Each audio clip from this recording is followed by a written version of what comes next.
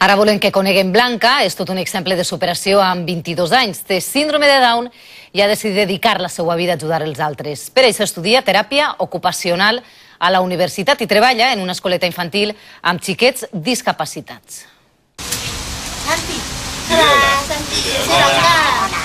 Amb un somriure permanent i radiant il·lusió. Així rep Blanca els seus alumnes en esta escoleta infantil de la Universitat Catòlica de València. Xiquets amb discapacitats que no podrien trobar millor mestra. Cuando les pasa cualquier cosa, yo les entiendo, me pongo yo en su lugar, ¿sabes? Porque a mí también me pasan esas cosas a veces. Per a esta jove de 22 anys amb síndrome de Down no hi ha barreres. Graduada en integració social, ara compagina faena i estudis universitaris.